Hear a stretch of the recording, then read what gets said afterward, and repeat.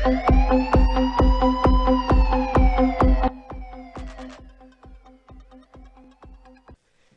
दामन रहा तो मुश्किलों का हल भी निकलेगा।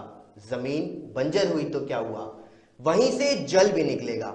ना हो मायूस ना घबरा अंधेरे से ऐ नारी, इन्हीं रातों के दामन से सुनहरा कल भी निकलेगा। आज के समय में देश की बेटी सुरक्षित नहीं है, बेटों की तरह बाहर नहीं जा सकती। आए दिन उनके साथ दुष्कर्म जैसी घटनाएं भी देखने को मिलती हैं और इसी को लेकर के राजधानी जयपुर में मिशन सशक्त नारी सुरक्षित नारी अभियान चलाया जा रहा है और इसी के अभियान को चलाने वाली अतिरिक्त पुलिस उपायुक्त व निर्भया स्क्वाड नोडल अधिकारी सुनीता मीणा के नेतृत्व के अंदर यह चलाया जा रहा है। तो आज वो हमारे साथ स्टूडियो के अंदर मौजूद हैं। तो नमस्कार मैम, स्वागत है आपका हमारे स्टूडियो के अंदर। सबसे पहले तो आपने जो अभियान चलाया, इस अभियान के बारे में बताइए।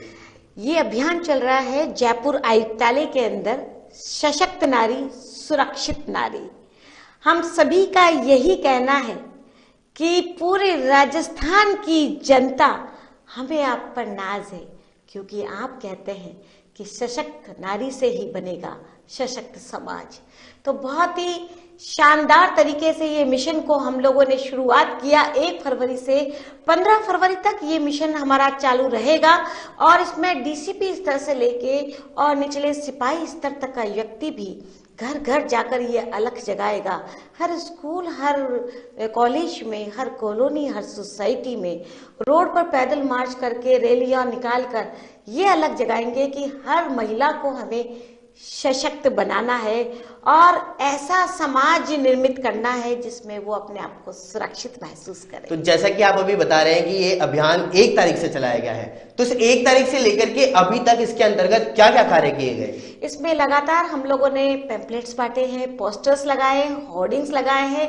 हमारी हेल्पलाइन के बारे में जन जागरूकता अभियान हमने छेड़ा है और हर थाना स्तर से जो हमारे SHO, SCPs ये लोग भी घर घर जाकर बात कर रहे हैं और झुग्गी झोपड़ियों से लेके और 5 सितारा तक, यानी कि हर व्यक्ति को हम लोग इसके अंदर कवर कर रहे हैं और हर व्यक्ति को ये जन जागृति फैला रहे हैं कि आपके कानून क्या है, आपके अधिकार क्या है, उनके बारे में हम उन्हें चेतना दे रहे हैं। लेकिन अगर देखा जाए तो देश की राजधानी दिल्ली, वहां पे सबसे ज्यादा रेप और दुष्कर्म के मामले देखने को मिलते हैं। लेकिन अगर वहीं राजस्थान की राजधानी जयपुर की बात करें तो राजस्थान की राजधानी जयपुर के अंदर भी लगातार दुष्कर्म के मामले हैं। तो इसको लेकर के आपका क्या कहना है? ये जो हमने अभियान चलाया है वो इसीलिए चलाया है। हम लोग ये कहना चाह रहे हैं कि इस देश में 99% पुरुष बहुत अच्छे हैं, ओनली 1% लोग ऐसे असामाजिक हैं जिनकी वजह से खामेखा पुरुष जाति बदनाम हो रही है और ऐसे असामाजिक तत्वों को सलाखों के पीछे लेके जाना ही पुलिस का ध्येय है। आम जन में विश्वास और अपराधियों में डर, यही हमारा मेन उद्देश्य है कि जनता के अंदर ये जाए और ये जन जागृति अभियान भी हम इसीलिए फैला रहे हैं कि हर महिला इसके लिए तैयार हो जाए। एक ऐसा हम समाज निर्मित कर लें जिसमें पुलिस के साथ साथ समाज भी उठ खड़ा हो इन दरिंदों को तलाकों के पीछे ले जाने के लिए। हम हेल्पलाइन नंबर भी इसीलिए उन्हें घर घर जाके बता रहे हैं 1090, क्योंकि अगर किसी के महिला के मन में हिच है, कोई परेशानी अगर वो फील कर रही है, अंदर ही अंदर अगर वो घुटन महसूस कर रही है, तो ऐसे लोगों के बारे में वो बताए ताकि हम लोग शुरुआती तौर पे ही उस व्यक्ति को दबोच ले और उसके खिलाफ कार्रवाई करें, ताकि ऐसे दरिंदों को मौका ना मिले। और इसी प्रकार से महिलाओं को हम लोग सेल्फ डिफेंस की फ्री ऑफ कॉस्ट ट्रेनिंग भी दे रहे हैं। निःशुल्क हम लोग जो आत्मरक्षा शिविर भी जगह जगह जाके लगा रहे हैं।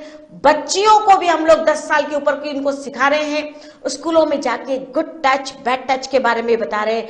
अल्टीमेटली हम लोग प्रोएक्टिव पुलिसिंग के अंदर लग रहे हैं ताकि ऐसे लोग जो वास्तव में गलत, जिसको बोलना चाहिए जिनकी नीतियां गलत हैं, जिनकी सोच गलत है और वास्तव में जो असामाजिक हैं, ऐसे असंस्कारवान लोगों को हम लोग चिन्हित करना चाहते हैं और उन्हें अंदर डालना चाहते हैं।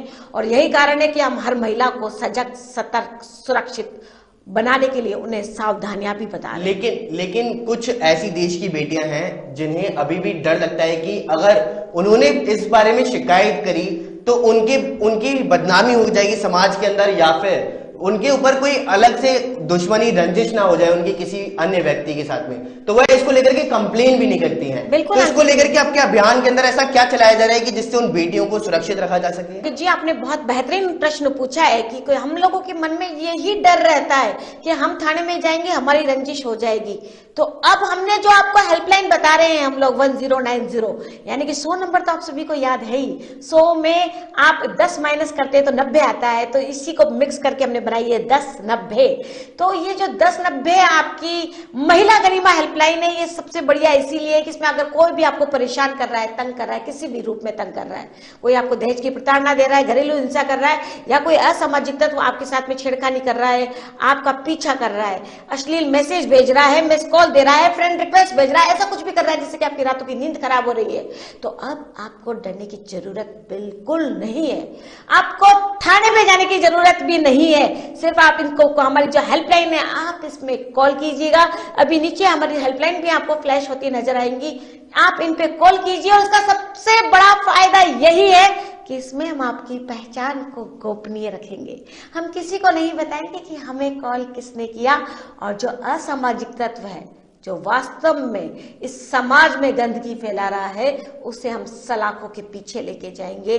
पाबंद करने वाला मामला है तो पाबंद करेंगे, लेकिन बहुत इंपॉर्टेंट ये है कि हमारे पास सही और सच्ची जानकारी आनी चाहिए। अगर कोई महिला भी गलत सूचना देती है तो उसके खिलाफ भी कार्रवाई की जाती है।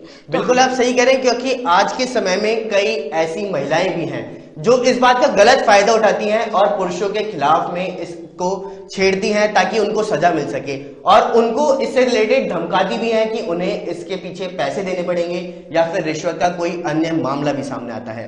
लेकिन आपने बहुत अच्छी बात बताई कि इसके लिए हम पूरी जांच पड़ताल करते हैं और जांच पड़ताल करने के बाद ही हम कोई एक्शन लेते हैं। लेकिन पुलिस जांच पड़ताल करती है, आरोपी को पकड़ती है, और आरोपी को पकड़ने के बाद में कोर्ट में पेश करती है। लेकिन जब उन्हें कोर्ट में पेश किया जाता है तो उनका बयान ही बदल दिया जाता है। तो आखिर इसके पीछे क्या कारण हो सकता है? ये जो हॉस्टाइल हो रहे हैं बयान, हमारा, हम लोग इतनी मेहनत करते हैं, बहुत मुश्किलों से हम इस तरीके के दरिंदों को पकड़ते हैं, हम लोग जो खूनी है उनको पकड़ रहे हैं, उसके बाद में अगर जो हमारे जो बयान देने वाले हैं वो हॉस्टाइल हो जाते हैं किसी भी प्रेशर में आके, राजीनामा करके या कैसे भी करके। ये नहीं होना चाहिए। हमें सबको मिलकर इस बुराई का दमन करने के लिए एकजुट होकर खड़ा होना चाहिए, और ऐसे लोगों को वास्तव में आजीवन कारावास तक की सजा हमको दिलानी चाहिए। और जब तक हम सब मिलकर एक साथ ये काम नहीं करेंगे, तब तक हम जो चाहते हैं चेतना हमारे समाज में, वो नहीं आ पाएगी। इन अपराधों की रोकथाम तभी होगी जब पूरी जन जागृति आ जाए और हम सही मायने में सही और गलत के अंदर फर्क करना सीख जाए। गलत आदमी को सपोर्ट ना करें, सही आदमी को ही सपोर्ट करें। और अगर ऐसे व्यक्ति को पुलिस ने पकड़ा है तो पुलिस की मदद करें। गवाह जो है अपने बयान लास्ट तक उन्हीं पे बना रहे। हम लोग उनको पूरी सुरक्षा भी देते हैं, और हमेशा हर गवाह को हम लोग अपना समर्थन भी देते हैं कि आप पूरी तरीके से मजबूती से अपने बयान को पेश करें, किसी से भी डरे नहीं। अब कानून में बहुत बदलाव भी आ गए। अगर आपने गलती से भी कुछ गलत किया या आपने हॉस्टाइल भी होते तो आपके खिलाफ भी कार्रवाई हो सकती है। बिल्कुल आप सही कह रहे हैं, लेकिन मैं आपसे एक बात और पूछना चाहूंगा कि राजधानी जयपुर के अंदर ही नहीं, पूरे राजस्थान के अंदर कई ऐसे मामले हैं जो रोज सामने आते हैं, और उन मामलों की सुनवाई कोर्ट के अंदर होती है। लेकिन कोर्ट का फैसला आते आते ये पूरा का पूरा मामला ठंडा हो जाता है। कोर्ट के फैसले में आखिर इतनी देर क्यों लगती है? क्यों कोर्ट इतनी जल्दी फैसला ना सुनाते हुए उन अपराधियों को बाहर छोड़ती है?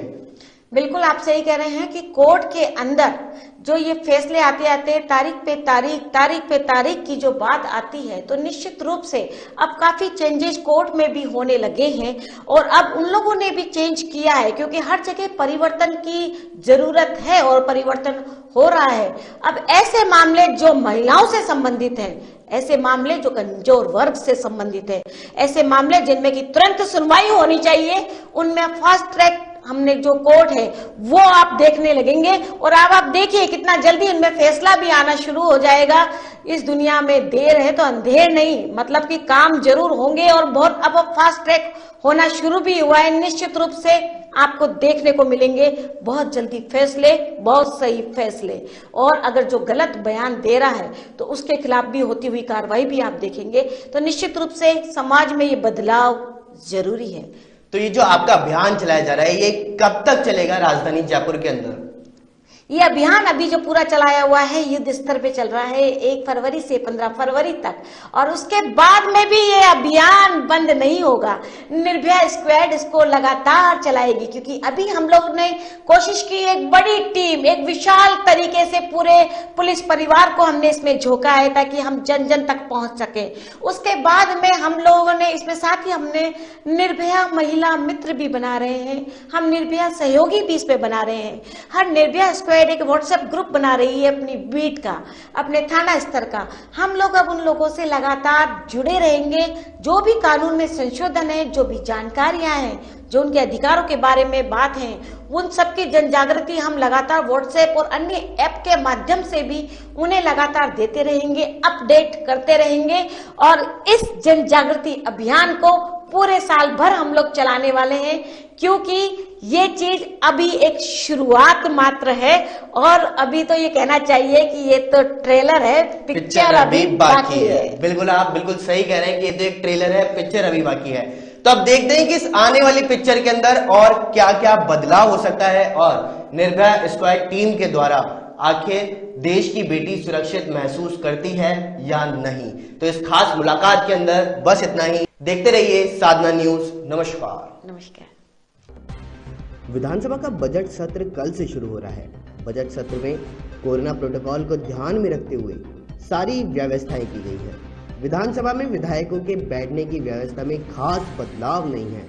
वहीं पूर्व डिप्टी सीएम सचिन पायलट के पास भले ही अभी कोई पद ना हो, लेकिन विधानसभा के भीतर उन्हें मंत्रियों के बगल में आने की लाइन में ही बैठने की जगह दी है।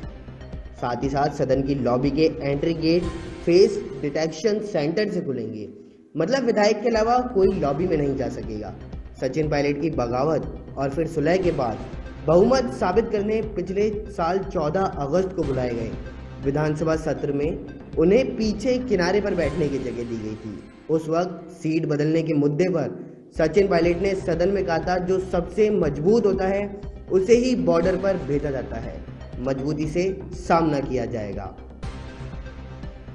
मुख्यमंत्री अशोक गहलोत की अध्यक्षता में सीएम निवास पर कैबिनेट की बैठक हो रही है। कैबिनेट की बैठक में विधानसभा के बजट सत्र के कामकाज पर चर्चा हो रही है। कल विधानसभा में होने वाले राज्यपाल के अभिभाषण को भी मंजूरी दे दी गई। 12 बजे से सीएम निवास पर चल रही कैबिनेट बैठक में बजट सत्र के दौरान लाए जाने वाले विधायकों पर चर्चा के बाद मंजूरी दी जाएगी। प्रदेश की नई आयुष नीति को और वन निगम के गठन सहित कई बड़े फैसलों पर कैबिनेट की मुहर लगेगी। कैबिनेट की बैठक में मंजूरी के लिए करीब 16 मामले रखे गए हैं। ये मामले पिछले 2 बार से टलते आ रहे हैं, क्योंकि 2 बार कैबिनेट की बैठक स्थगित हो चुकी है। राज्य की नई ग्राम सेवक का पद नाम ग्राम विकास अधिकारी करने के लिए नियमों के संशोधन का प्रकरण कैबिनेट में रखा जाएगा। वन निगम की स्थापना को कैबिनेट हरी झंडी दे सकता है और इसके लिए वन विभाग ने प्रस्ताव भेजा है। स्वच्छ भारत मिशन के लिए सोसाइटी के गठन को भी कैबिनेट की मंजूरी मिल सकती है।